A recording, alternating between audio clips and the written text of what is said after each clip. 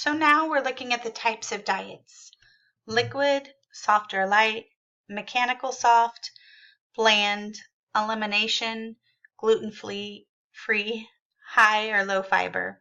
So for gluten-free, that's pretty explanatory. You do not have any gluten in your diet due to intolerance.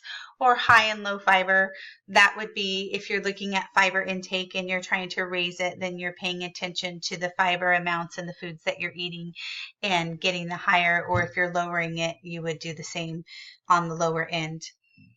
For the two types of liquid diets used, there's a clear liquid diet, and that includes only transparent and translucent liquids such as broth, soups, teas, and gelatin. A full liquid diet's a little bit better because it's all of those food that's allowed in the clear liquid diet, but you can also have milk and custards and strained cream soups, refined cereals, eggnogs, milkshakes, and all juices. So I think you agree with me, that sounds a little more appealing. A soft or light diet eliminates roughage, and a mechanical soft diet requires food to be chopped or pureed for the texture change. And bland diet pretty much explains it because it restricts the dietary components classified as gastrointestinal irritants. So it's much more bland, less spicy, less flavorful, and that is to reduce the gastrointestinal irritants. Now, the diabetic diet is based on individual health needs. There are basic goals of controlling the blood glucose level, and other factors are considered by the physicians or dietitians. These additional factors might be the need for weight control, individual patient preferences, exercise patterns, and all of those need to be considered when looking at exactly what that diabetic diet looks like. There's also a heart healthy diet, which reduces the cholesterol levels and LDL and tries to increase the HDL. So daily servings of nuts and seeds and 5 dark fruits, reduce salt intake, choose fish over poultry. That's something that you would do in a diabetic diet. With a heart healthy diet, you're really looking at probably severely reducing your red meats and your fatty foods. So here's the glycemic index of some foods that we're familiar with. The lower the glycemic index, or GI, value of the food, the longer it takes to raise the patient's glucose levels. So the lower the index, the better as far as sugar levels, and even for diabetes and diabetic diets, you really want to look at this glycemic index. I utilize this in my own health and diet because it's something that's good to look at and see how quickly one food over another can raise the sugar levels. So reading food labels, we'll go over this in more detail, but it's a valuable source of the nutritional information, and these food labels have to include serving sizes and calories. They also are required to include the total of fats, both saturated, unsaturated, and trans, and percentage daily values. So hopefully when you're shopping, you are looking at your food labels to see what's inside. Obviously, the more words that you cannot read on a food label are meaning that the food is more processed. So that's something to also look at, and we'll talk more about that as well. What are some changes that are proposed to be made for nutrition facts labels on food packages by 1617? Well, we're here, so they need to update the serving size to reflect the amounts of food people actually eat and drink. For example, have you ever looked at in Arizona and you're like, oh, that's not bad, it's only 100 calories. And then you read it and there are 4 servings in Arizona. And so then you're thinking, okay, well, there's a big difference between 100 and 400 calories. So they're supposed to be fixing that and updating those serving sizes to be less tricky to the consumers.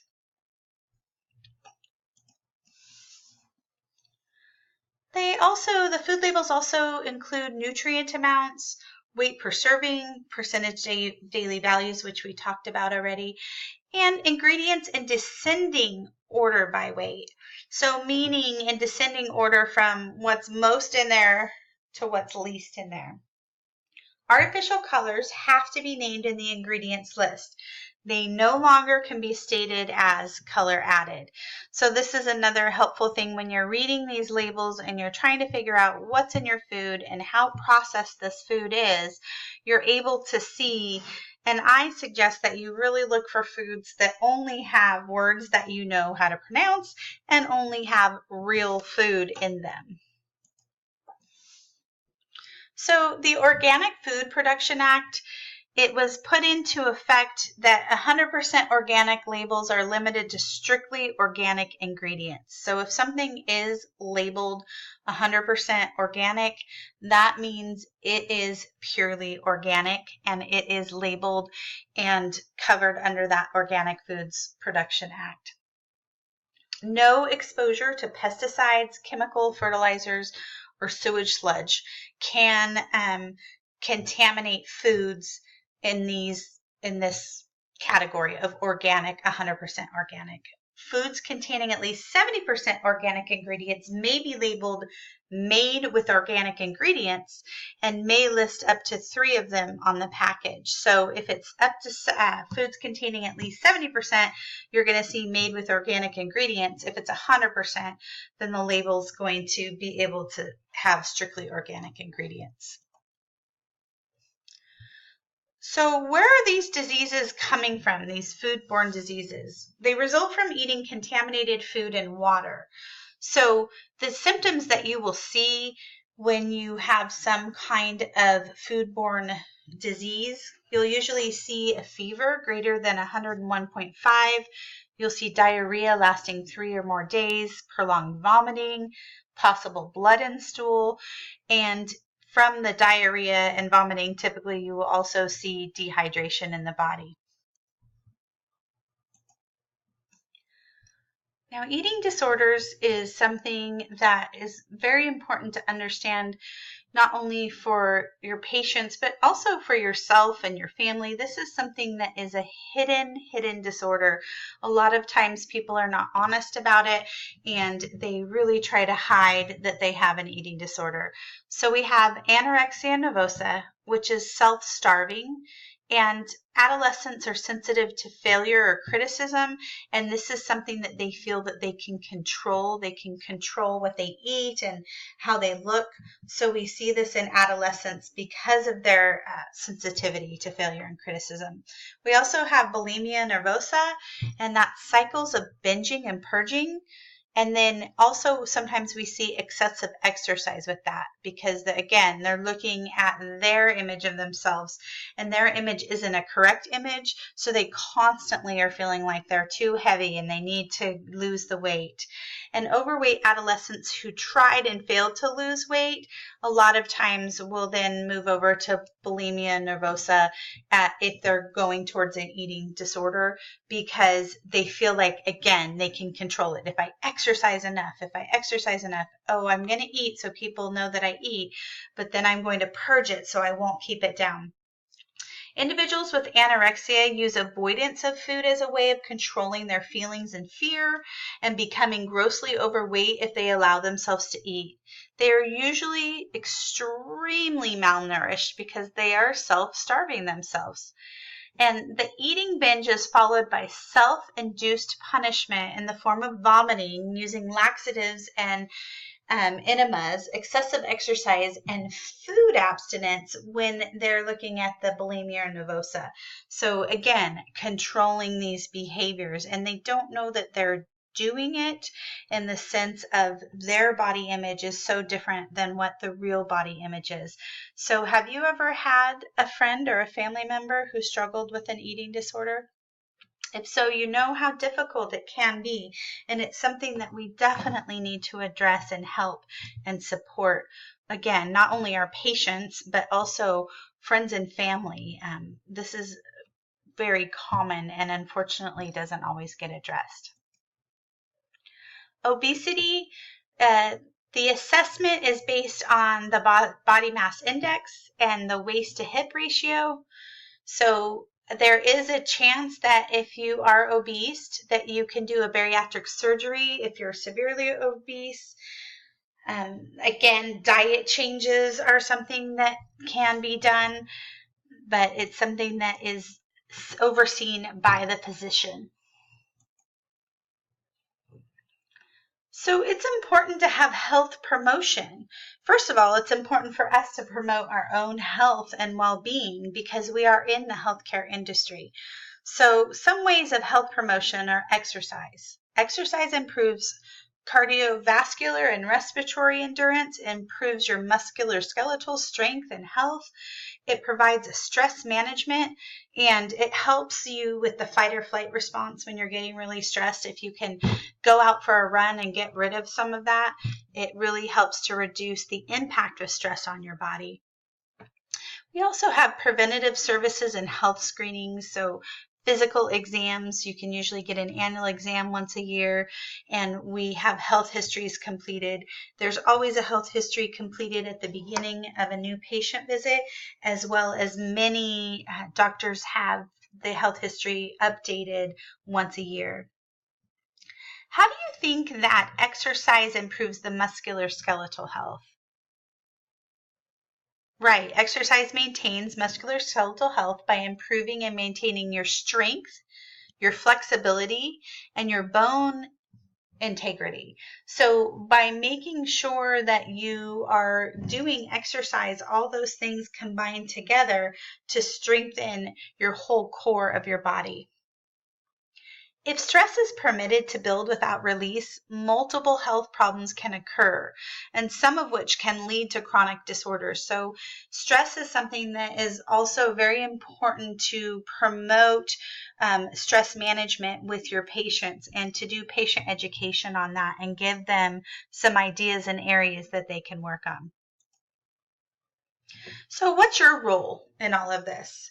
Your role is really to support and to teach your patient. And you can use charts and diagrams.